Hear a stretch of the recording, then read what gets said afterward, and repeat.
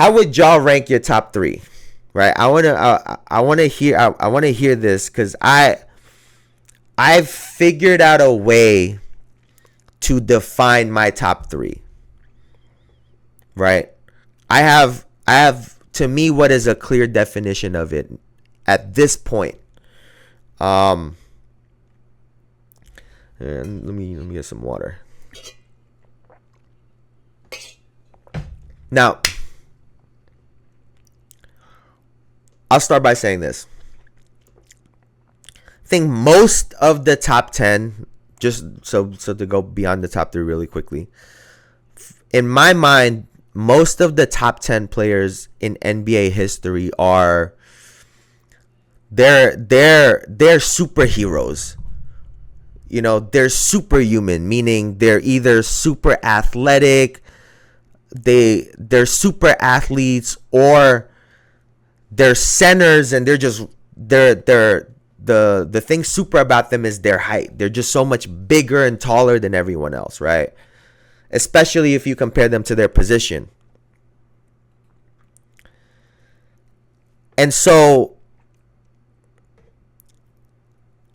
just hold that thought right there, right?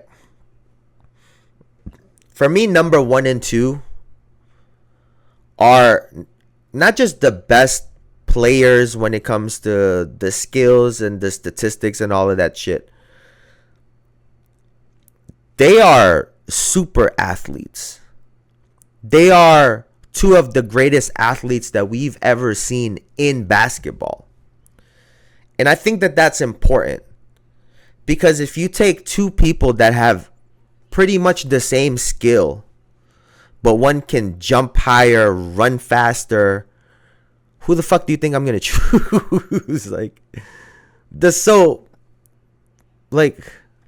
Duh. What the fuck? So, my number 1 is Michael Jordan. Obviously.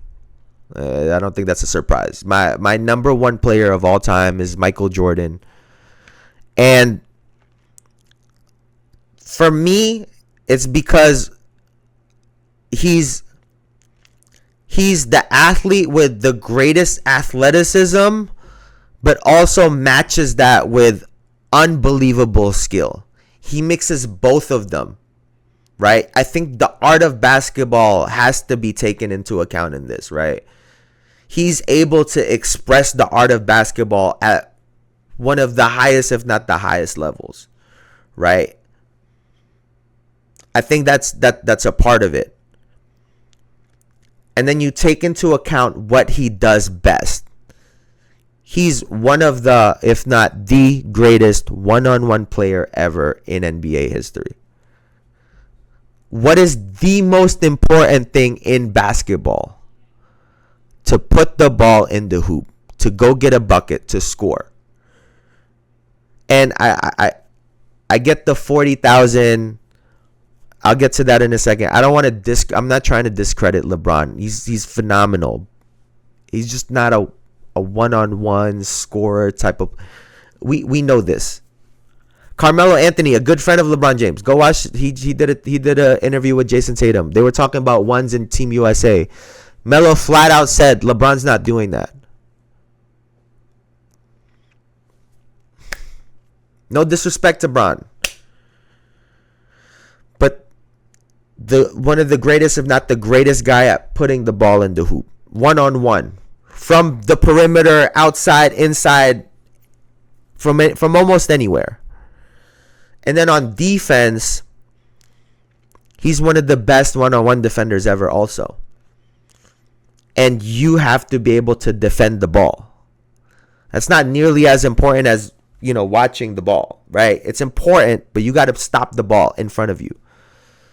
And all of those things, to me, make Michael Jordan the best player ever. And then you add on top of that all of his scoring titles, defensive player of the year, where I don't give a fuck what they think about all the stats. You can't fake the shit that he did. The championship, you can't fake that. So my number 1 is Michael Jordan. Number 2, is also one of the, if not the greatest athlete in NBA history. And that's LeBron James. 6'8", 6'9", 260, 270. I mean, you can't compete with that. With the speed that he has, the touch that he has around the rim, and he's always had a passing ability that I think you could argue he's the best point guard ever. I think if you want to, you could argue it, and honestly, I don't think you'd have a difficult time.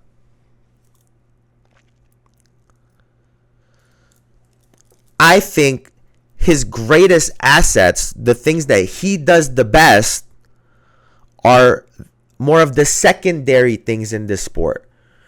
Passing the ball is what he does phenomenal. It's special the way he passes the ball. His vision, his anticipation, his knowledge, it's special.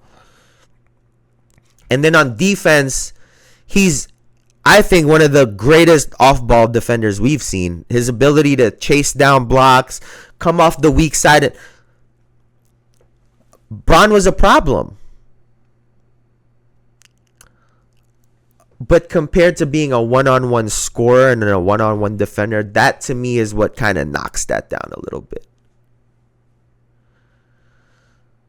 And me understanding that this doesn't take away from him, but the points accumulated comes from, and consistency is, I'm very high on consistency. It's unbelievable how consistent he's been able to stay. Being healthy, that's phenomenal. But the time, the amount of games, it adds to these things, right? But I wouldn't be mad if someone argued him for first. I think him and Jordan are kind of splitting hairs, if I'm being honest. And to go back to my preference, I think a part of it might have to do with the preference thing. Let's be honest, right? Because even if LeBron James gets 6 championships, I might argue Jordan still. Let's just keep it a bean. Let's keep it a bean.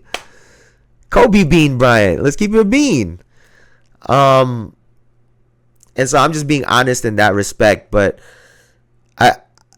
there's people that think calling LeBron's the second greatest basketball player is disrespectful, and I just don't understand that. But anyway, number 3. To me, the third greatest basketball player ever is Kobe Bean Bryant. And some of the reasons why people love him so much, in my mind, are some of the reasons why he gets knocked down to third.